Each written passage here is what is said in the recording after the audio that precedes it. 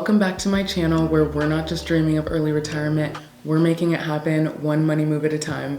I'm Raimi and I'm here to share my tips and knowledge buying multiple assets to fast track my way to wealth.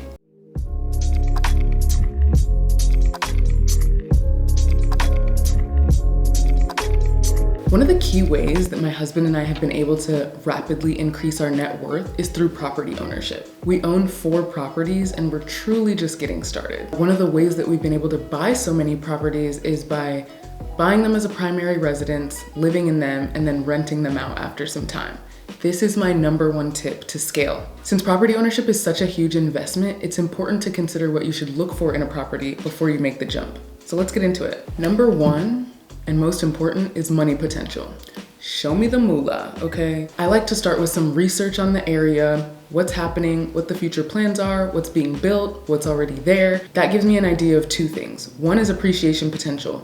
How much is this property gonna grow in value?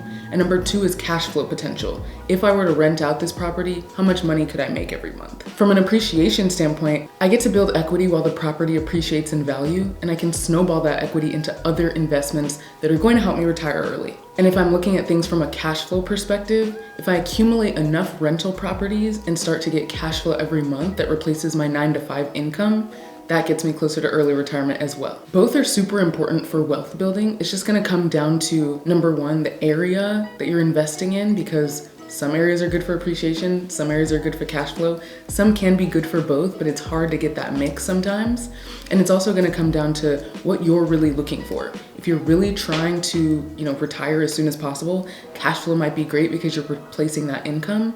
But if you're just thinking long-term about building wealth and equity to be able to do something with one day, then you may just want to focus on appreciation as the primary. When you're looking at money potential, I would also take more of a forward-looking approach. So a lot of people look at what's already going on in the area, right? Maybe there's shopping, there's great schools, there's nightlife, whatever it may be. If you're just looking at that, chances are the value already reflects what's going on in the area. I like to be one of the first movers to an area. So I'm thinking down the line, what's going to happen here, even if it's not popping today. If people are already flocking there and it's already a hot market, chances are I'm not gonna be able to do what I wanna do, which is maximize appreciation within a short time frame. So I told you I live in Austin. A couple of years ago, Elon Musk announced that he wanted to build a Tesla manufacturing plant in a pretty undesirable part of town here. There's really not much going on. It's mostly flat land and nobody's flocking to live out there. But given the fact that I like to be a first mover, I saw an opportunity. I immediately thought about how the factory would employ tens of thousands of people who would want to live close to work. And businesses would start opening because of the growth in the area. I considered what that area could look like in 5 to 10 years and decided to buy a new build in 2021 as part of my long-term growth strategy. So again, think about the future potential of an area, not just what it looks like today. #2 is broad appeal.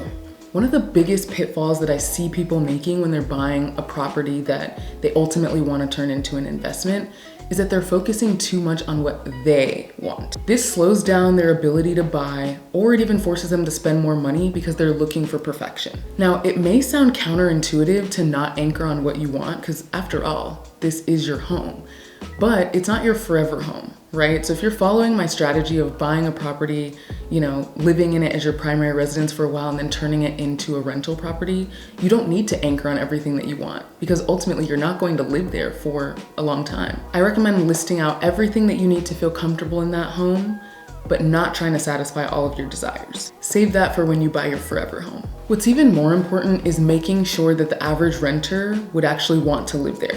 There's actually an acronym that I use to make sure that this is the case. It's called SOUL. S stands for space. The average rental household is 3 people. So I'm typically looking for properties that are 3-bed, 2.5 bath, because this is going to appeal to this group. If it's a family, then the couple gets their room, their child gets their room, and then there's an office or a game room with that extra 3rd bedroom. And if it's just 3 people living together, then everyone gets their own room. Either way, there's enough space for the average renter group. The O stands for outdoor. So people are typically leaving an apartment because they want some type of yard space, right? They either, want an area where they can entertain or hang out outside, or they need a place to let their pet loose. Either way, considering this is very, very important. Is there an adequate yard space? Is there a yard space at all? And what does it look like? The U stands for upkeep, right? Renters don't want to have to do a lot of work. So if there's a ton of maintenance associated with the property in terms of the yard or complicated features, I would avoid. You want to make sure that this is going to be as seamless for your renter as possible. This may be a bigger concern for older homes. Finally, the L stands for location. Is it safe? Is it a place where a renter could actually see themselves feeling comfortable? How far is it from major corporations, grocery stores, things to do? Is it up and coming? Are they building in the area? Is it by a train or a major construction site or landfill? These are all important questions to ask yourself when considering the location of a property. The last thing to look for when it comes to finding property is something that's on the newer side. I know I'm biased, I talk a lot about buying new builds, but I love, love, love the fact that it's low upkeep, low maintenance. The greatest thing of all is that the big ticket items are typically still under warranty in case something falls apart. So this means that I'm far off from having to worry about major expenses, and I can rest easy knowing that I don't have to pour too much money into the property. So that's it. This is how I'm building my net worth.